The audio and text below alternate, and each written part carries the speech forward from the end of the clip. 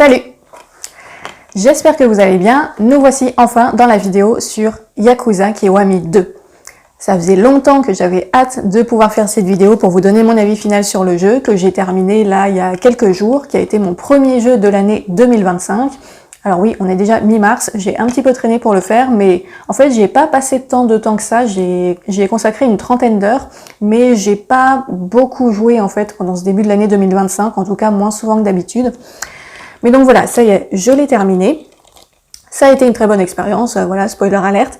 Mais voilà, avant ça, juste pour remettre un peu le contexte, donc c'est un jeu que j'ai eu à Noël. Je voulais attendre d'avoir fini The Witcher 3 avant de pouvoir commencer celui-ci. Et donc ça y est, c'est chose faite, et c'est dans la droite lignée, si je puis dire, du Kiwami 1 que j'ai fait en 2024, qui a été ma première expérience de Yakuza, qui avait été un très gros coup de cœur. Je vous l'ai présenté dans ma vidéo de mes jeux préférés de 2024. Et donc voilà, j'ai pas voulu attendre plus que ça pour enchaîner avec le deuxième épisode. Donc qui est également un remake du Yakuza 2 qui était sorti il y a maintenant fort longtemps. Je pense que la version originale, ouais, ça fait à peu près 20 ans qu'elle est sortie. Et le remake Kiwami, celui-là je crois qu'il date de 2017. Donc mine de rien, des jeux qui commencent à avoir un petit peu d'âge, mais qui se jouent toujours très bien, en tout cas pour les remakes. Les tout premiers je pense pas, mais les remakes se jouent toujours très bien. Et ça a été voilà, un grand plaisir pour moi de revenir vers cet univers qui avait été une telle découverte en 2024. Alors je sais que normalement, si on veut faire dans l'ordre, il faut faire Yakuza 0, ensuite les Kiwami. Mais comme je le disais dans une vidéo précédente, le Yakuza 0, je m'étais spoilé dessus parce que j'avais regardé un let's play complet sur YouTube. Donc c'est pour ça que j'ai voulu commencer par les Kiwami 1 et 2, le temps d'oublier un petit peu ce qui s'était passé dans Yakuza 0. Et maintenant que j'ai fait Kiwami 1 et 2, mon prochain Yakuza sera Yakuza 0. Voilà, pour vous informer de mon planning personnel Yakuza. Et donc, ce Kiwami 2. Donc ça se passe un an après les événements de Kiwami 1, et on retrouve Kiryu donc à Kamurocho, dans le quartier de Kamurocho à Tokyo, qui s'est retiré du monde des Yakuza, qui a adopté la petite fille Haruka, et qui vit avec elle voilà, en tant que citoyen normal, on va dire. Sauf que, évidemment, on se doute que le monde des Yakuza va le rattraper, puisqu'il va être, pas convoqué, mais contacté par le chef actuel du clan Tojo, qui va lui demander conseil, parce que le clan Tojo se trouve dans une situation très compliquée. Et en fait, au tout début du jeu, Kiryu va assister à l'assassinat du chef du clan Tojo, qui va, dans une scène très dramatique et pas du tout cliché, lui remettre ses dernières volontés tachées de sang juste avant de mourir, voilà. Bon, c'est l'ambiance Yakuza, c'est des scènes ultra clichés, mais qui, d'une façon ou d'une autre, fonctionnent hyper bien. Et donc voilà, Kiryu va se sentir obligé de faire les dernières volontés de l'ancien chef, et donc il va se rendre à Osaka, dans le quartier de Sotenbori, où il va rencontrer l'alliance Omi pour leur remettre en fait le document de Feu, le chef clan Tojo, qui voulait en fait sceller une alliance avec le clan Omi. Sauf que parmi les membres du clan Omi, il y a des gens qui ne sont pas pour faire une alliance, il y a des gens qui au contraire veulent déclencher une guerre entre Omi et Tojo. Et donc ça va déraper, voilà, comme on se doute, va y avoir de la baston, va y avoir des gens qui vont se faire enlever, des gens qui vont se faire tuer, et Kiryu va se retrouver au milieu de tout ça, donc dans cette guerre entre les deux clans. Donc lui, il est plutôt côté clan Tojo, qui va se sentir un petit peu obligé de protéger, parce que c'est le clan dont il vient, contre le clan Omi, qui essaye de les envahir, en fait, entre Osaka et Tokyo. Et au milieu de tout ce bordel, il y a une mafia étrangère qui va venir foutre le bazar, voilà, pour parler vulgairement. Donc on ne sait pas trop pourquoi au début, mais les raisons de la présence de cette mafia étrangère se dévoilent petit à petit. On se rend compte qu'en fait tout est plus ou moins lié. Et donc voilà, Kiryu va se retrouver au milieu de tout ça, obligé de casser des bouches à un certain nombre de gens pour protéger les personnes qu'il aime et essayer de comprendre ce qui se passe, et à la fin essayer d'éviter une guerre générale entre les Yakuza de Osaka, les Yakuza de Tokyo et la mafia étrangère mystérieuse. Donc il y a pas mal de personnages, il vaut mieux avoir fait le Kiwami 1 avant pour pouvoir s'y retrouver, parce que ça fait quand même pas mal de références à l'épisode d'avant, ainsi qu'à Yakuza 0, donc faut aussi mieux avoir joué ou vu comme moi un let's play de Yakuza 0 pour bien comprendre tout ce qui se passe ici. Et donc voilà, beaucoup de personnages plus ou moins attachants, plus ou moins repoussants selon les cas, mais qui étaient tous vraiment bien faits. Ça, c'est un des gros points forts pour moi de cette série, c'est les personnages qui sont bien développés, bien écrits. Donc on a Kiryu, le protagoniste évidemment, qui est toujours mon coup de cœur absolu. Voilà, je sais pas si c'est mon personnage préféré dans l'univers du jeu vidéo, mais en tout cas, il est dans le top 3, minimum, je pense. Voilà, j'ai vraiment un très très gros coup de cœur pour Kiryu, c'est un personnage que j'apprécie énormément. On a aussi bien sûr le personnage de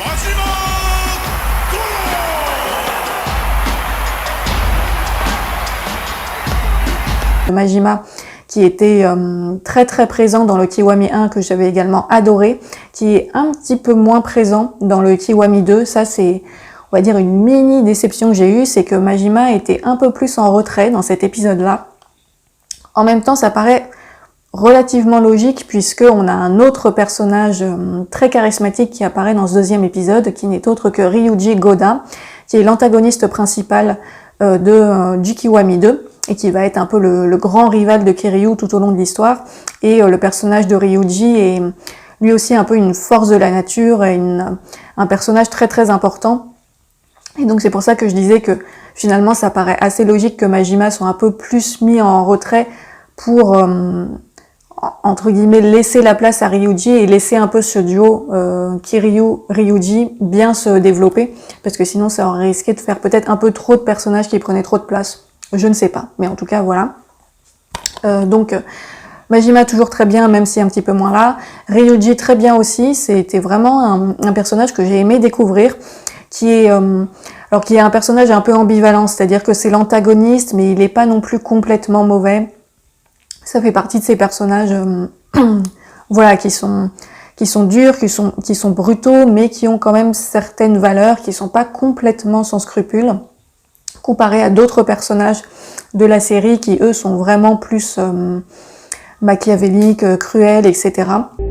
いよいよあさってわしら総力を挙げてカムロ町に攻め込む。覚悟はええな。Voilà, Ryuji, c'est un personnage qui est antagoniste, mais auquel on peut s'attacher, qui est présenté de manière à ce qu'on puisse quand même s'attacher à lui, et qui est très charismatique, et qui était du coup un bon rival pour Kiryu, avec un combat de boss bien chouette dont je parlerai un petit peu plus tard. Donc on le rencontre à plusieurs reprises, on a plusieurs combats contre lui au fil du jeu, ainsi qu'un certain nombre de révélations sur ses motivations, son passé, ses liens avec les autres personnages, etc. Donc voilà, une bonne petite histoire par rapport à ce personnage qui était bien développé. Donc voilà, toute une galerie de personnages bien sympas. Et un truc que j'ai apprécié aussi dans cet épisode 2, c'est que la place des femmes y était un peu mieux, je trouve, que dans le Kiwami 1. Dans le Kiwami 1, c'est un truc que j'avais dit dans ma vidéo, je crois, c'est que les personnages féminins avaient des rôles quand même un peu pourris. Elles étaient juste là pour pleurer et se faire flinguer, en gros, si je résume. Alors que là, on a des personnages de femmes plus forts, dont un qui est quasiment une protagoniste, c'est le personnage de Sayama, qui apparaît au début de l'histoire et qui va faire un bout de chemin avec Kiryu, on va dire, qui va se retrouver lié à lui, qui elle fait partie de la police, mais qui va se retrouver lié à Kiryu dans toute cette histoire avec la mafia, la guerre des clans, etc. Et Sayama était un bon personnage féminin, pas un personnage surpuissant, comme ce qu'on peut voir parfois, où des fois on a certains jeux où on a le sentiment que pour faire plaisir aux femmes, on a un personnage féminin qui défonce tous les mecs, qui est vraiment surpuissant, et où du coup ça tombe un petit peu dans le travers inverse du personnage chochotte, j'ai envie de dire. Là, avec Sayama, on a un personnage féminin qui est fort, mais qui est pas complètement irréaliste, qui garde quand même un côté, qui est assez fort, c'est ses faiblesses, voilà, qui reste réaliste de ce point de vue-là. Et du coup, j'ai trouvé qu'il était plutôt bien fait et intéressant. Et j'ai bien aimé voir l'évolution de sa relation avec le personnage de Kiryu, entre l'ancien Yakuza et la personne qui fait partie de la police, donc ils sont censés être plutôt ennemis et qui se retrouvent obligés de collaborer malgré eux, blablabla. Voilà, j'ai trouvé que leur relation était plutôt bien écrite, bien amenée. Donc voilà, ça aussi c'était un point positif. Et il y a quelques autres personnages féminins assez forts aussi qui apparaissent dans l'intrigue, qui sont plus secondaires, mais qui sont présents. Donc voilà, j'ai trouvé que c'était une bonne évolution de ce point de vue-là, même si au final ça reste un univers majoritairement masculin, mais finalement c'est pas si illogique que ça, parce que ça m'étonnerait pas que dans la réalité le monde des Yakuza soit probablement majoritairement masculin aussi. Donc voilà, tout ça pour dire très bonne écriture des personnages.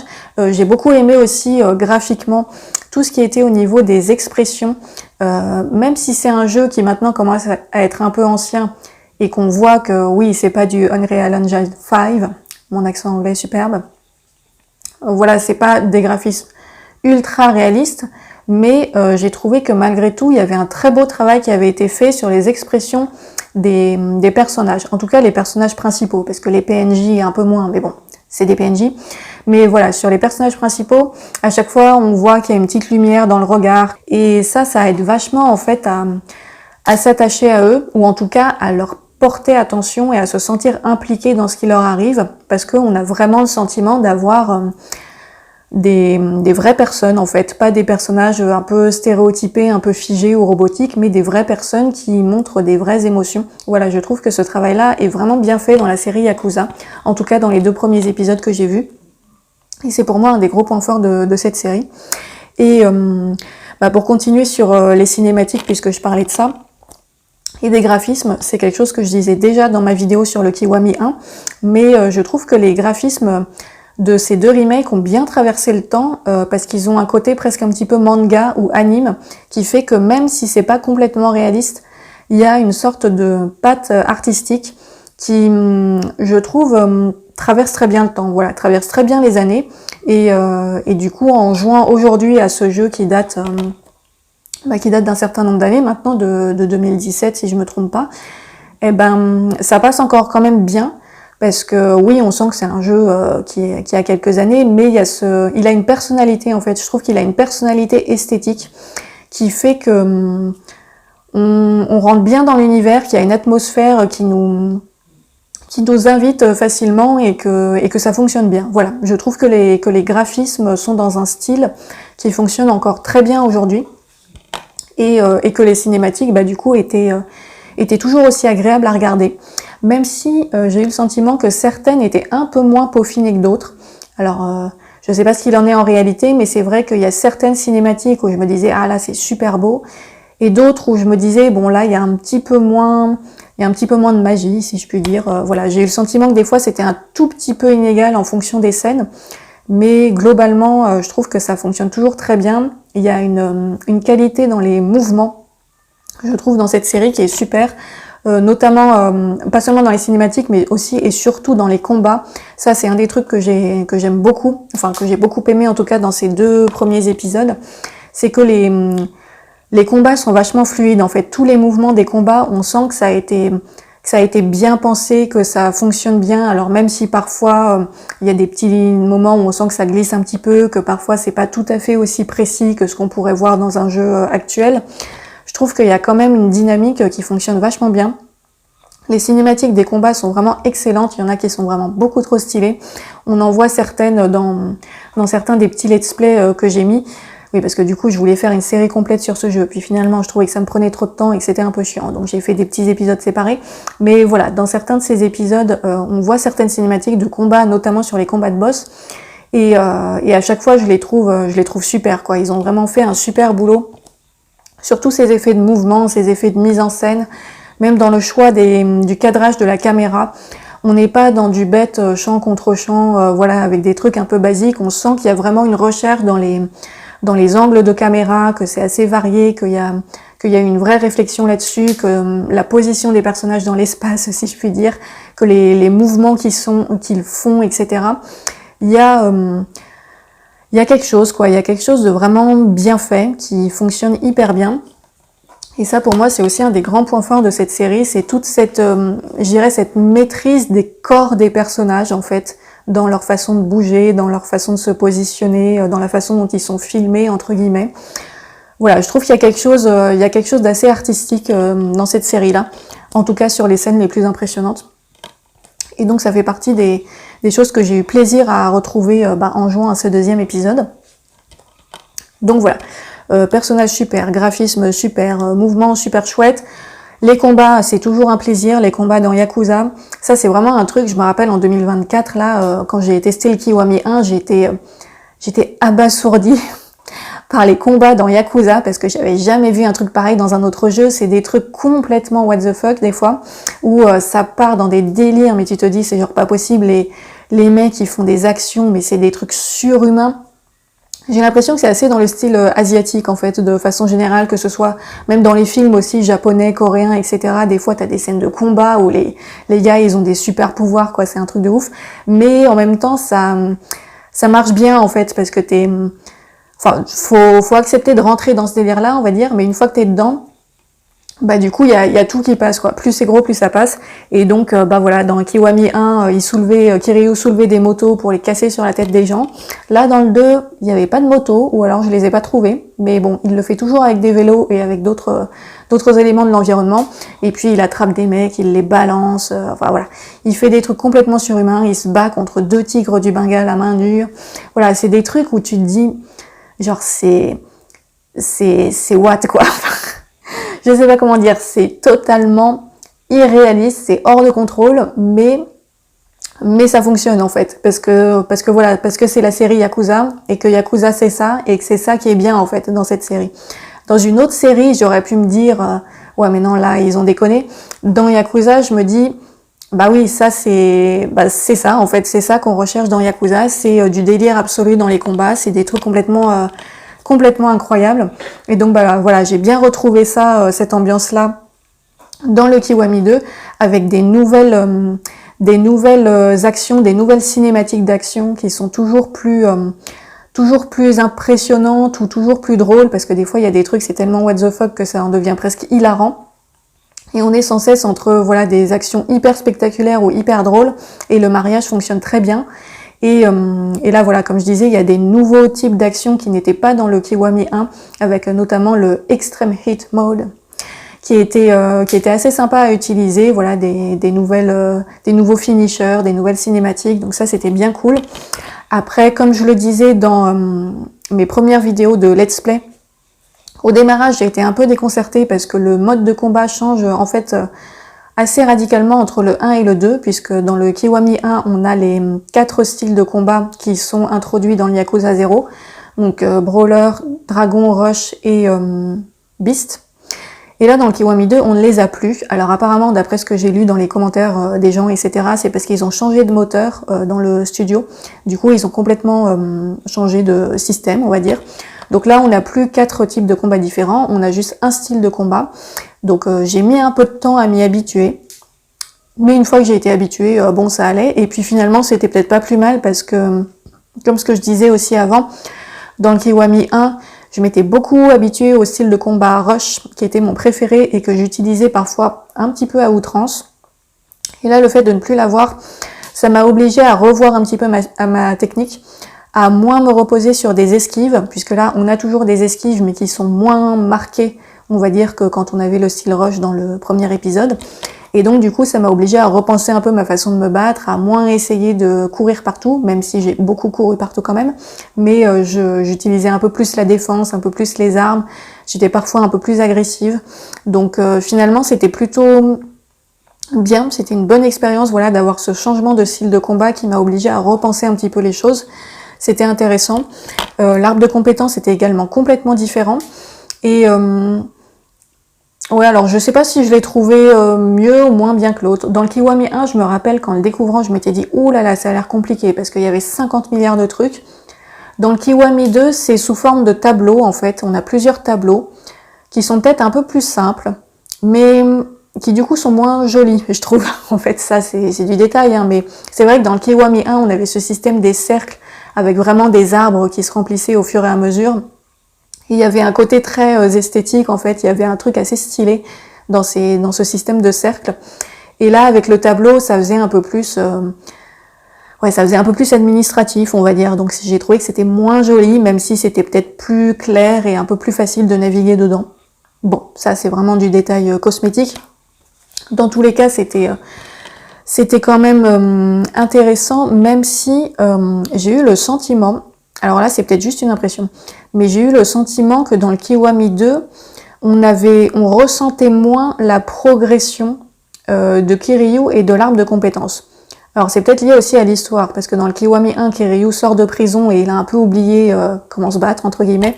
Donc il y a vraiment tout un truc dans l'intrigue, notamment avec Majima, pour lui réapprendre à ces différentes techniques en fait. Donc c'est vraiment un élément important de l'intrigue, de l'histoire en elle-même, le fait de réapprendre toutes les techniques. Alors que là, dans le Kiwami 2, Kiryu est déjà au top de sa forme, donc il n'y a plus tout ce côté en rapport avec l'intrigue, il faut que tu réapprennes, il faut que tu retrouves le dragon, blablabla. Ça apparaît un petit peu à certains moments, mais de façon beaucoup plus anecdotique.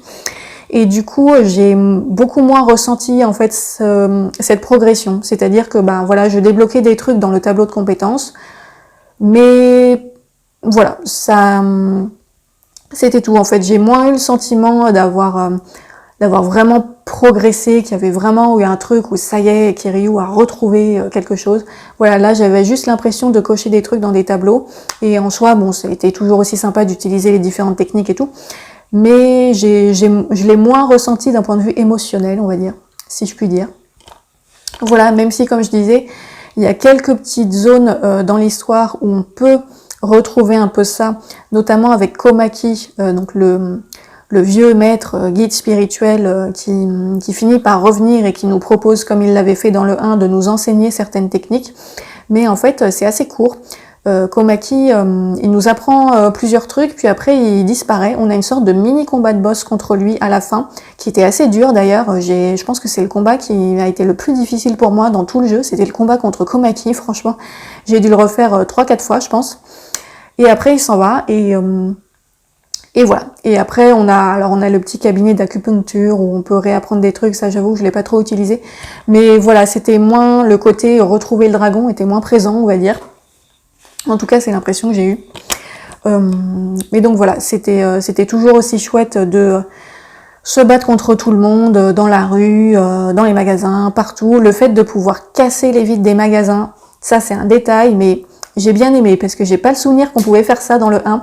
Et là, en fait, j'ai trouvé ça trop drôle que quand on fait un combat de rue, donc on peut toujours balancer toutes sortes d'objets à la tête des gens, les ennemis peuvent aussi nous jeter des objets, ce qui, je crois, n'était pas dans le Kiwami 1. Et ça, c'était aussi bien sympa comme ajout, le fait qu'on puisse jeter des choses, mais que les ennemis puissent aussi nous en jeter. Et que vraiment, quand on cassait une vitrine d'un magasin, et qu'ensuite on allait dans le magasin pour acheter à manger et qu'on se faisait jeter parce que le vendeur nous disait en gros bah t'as cassé ma vitrine, bah non tu dégages quoi. Ça je m'y attendais pas du tout. Et ça m'a fait trop rire parce qu'en fait c'était en même temps oui ça paraît logique, tu te dis tu pètes la vitrine d'un magasin et tu vas t'acheter un hamburger après, bah non.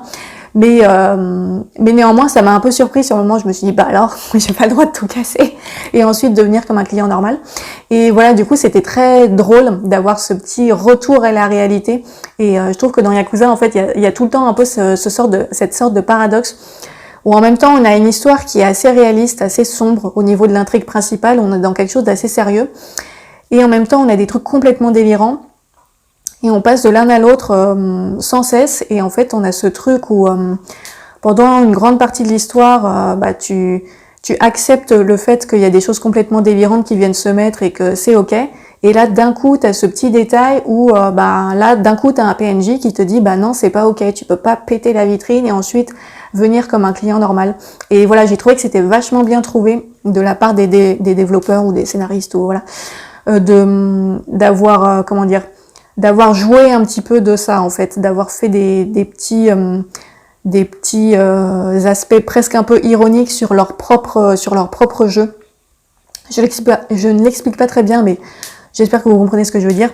Voilà, j'ai trouvé que c'était vachement sympa et globalement c'est un jeu où il y a beaucoup d'humour, beaucoup de dérision et d'ironie. On sent vraiment que les développeurs à la fois ont fait leur jeu très sérieusement et à la fois se sont permis des délires pas possibles et s'amusent de leurs propres délires et de leurs propres excès.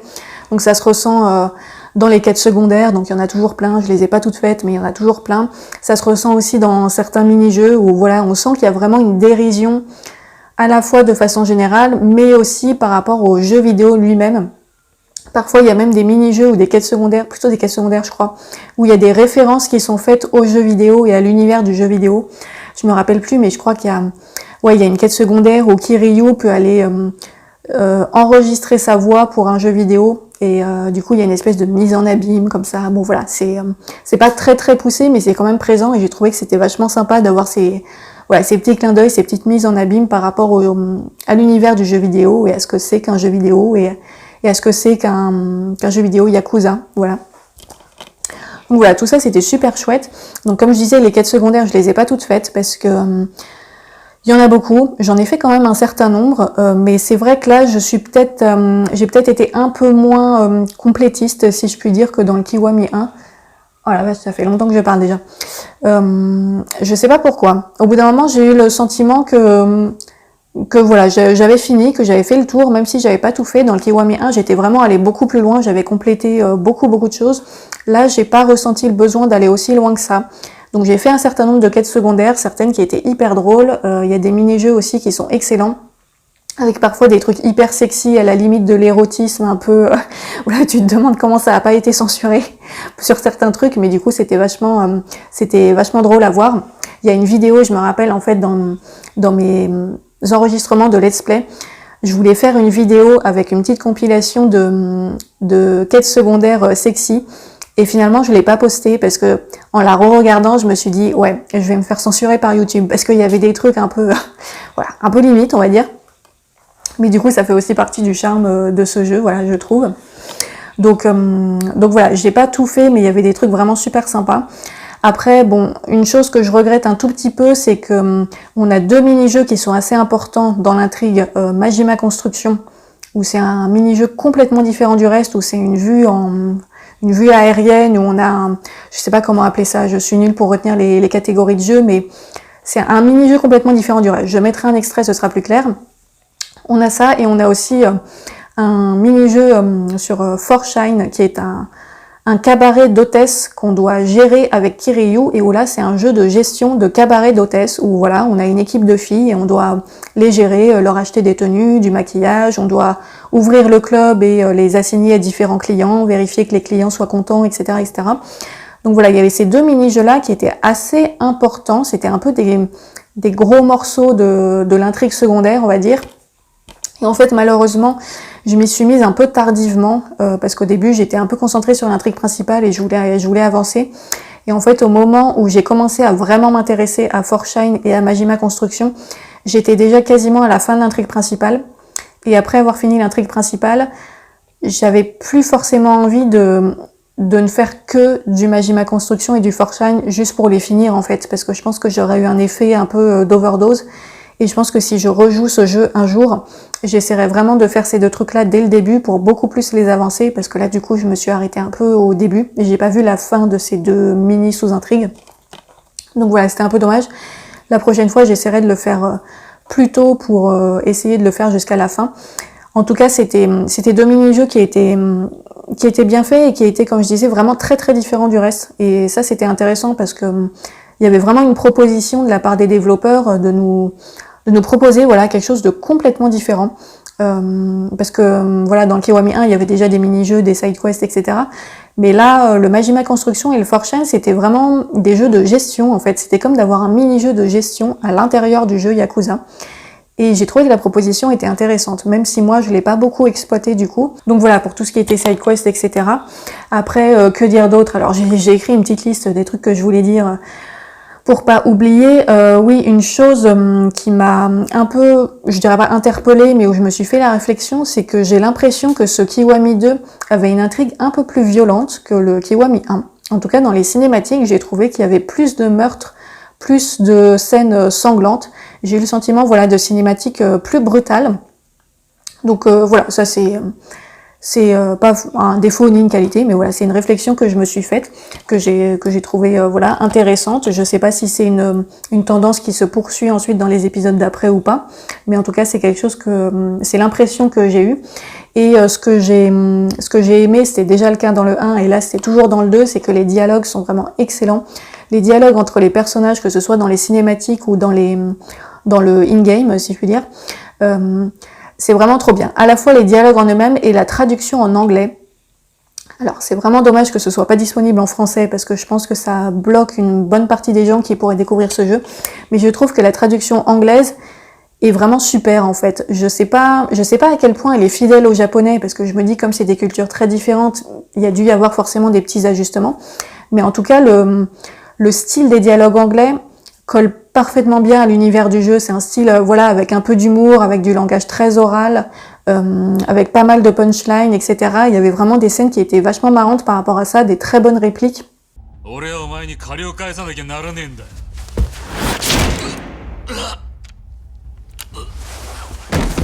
雑魚なんぞ覚えてられるか。邪魔やねん。そこで寝とけ。Et j'ai trouvé que, voilà, que le travail de traduction en anglais avait été très très bien fait sur le choix des mots, sur la façon de parler des personnages. Ça, je trouve que c'était vraiment aussi un très gros point fort de ce jeu-là, qui participe à l'ambiance générale et qui fait qu'on est vraiment en immersion dans cet univers-là. Voilà, les dialogues sont parfaitement adaptés, je trouve, à ce jeu et à son ambiance et à ses personnages. Donc voilà, ça c'était très très bien. Et que puis-je dire? Alors oui, petite chose sur le combat de boss final. J'ai eu une grande déception de ne pas pouvoir enregistrer le combat de boss final parce que je voulais le faire en let's play. Sauf que comme je le craignais, ils ont fait la même chose que dans le Kiwami 1, c'est-à-dire que sur la PS5 en tout cas, l'enregistrement du dernier chapitre est bloqué. Je pense qu'ils ont fait ça probablement pour pas que les gens puissent spoiler la fin du jeu sur internet, mais du coup j'ai pas pu enregistrer mon combat de boss final. Et ça, je vous avoue que ça m'a fortement déçue parce que j'aime bien, déjà j'aurais bien aimé pouvoir montrer le let's play dessus parce que c'était un combat sympa, mais j'aime bien aussi pouvoir re-regarder mes combats, notamment parce que en fait j'ai remarqué que quand je suis dans le combat, comme je suis un peu stressée, en train de vérifier plein de paramètres, de me concentrer sur ce que je dois faire et tout, des fois je ne prends pas le temps de vraiment apprécier les images en fait et la qualité esthétique des images, des cinématiques, etc. Ce qui est assez important dans les Yakuza, il y a pas mal de cinématiques dans les combats ou juste avant, juste après, il y a vraiment une qualité esthétique des combats. Et quand je suis dans l'action, un peu dans l'adrénaline, etc., des fois je prends pas le temps de vraiment apprécier cet aspect artistique, esthétique. Et du coup, j'aime bien pouvoir re-regarder les combats ensuite tranquillement pour voilà, re-regarder les scènes et de me dire ah là là, ça c'était vraiment beau, ça c'était vraiment un beau mouvement. Enfin voilà, ça fait partie de mes petits plaisirs de re-regarder des beaux combats. Et là, j'ai pas pu l'enregistrer, donc j'ai pas pu re-regarder et j'ai pas pu non plus vous le montrer. Bon, c'est fort dommage. Néanmoins, je peux vous en parler quand même. Alors, sans trop spoiler ce qui se passe, c'était alors un combat de boss qui au début fait un peu peur parce qu'en fait, il est en plusieurs phases, séparés par des longues cinématiques. Et en fait, on arrive sur le premier combat, si je puis dire, et en 2 minutes, c'était réglé. Genre, et j'étais en hard mode, parce que je suis passée en mode difficile vers le début du jeu, après quelques épisodes. Et donc là, voilà, je me suis dit combat de boss final en hard mode, ça va être quelque chose d'un peu costaud et tout.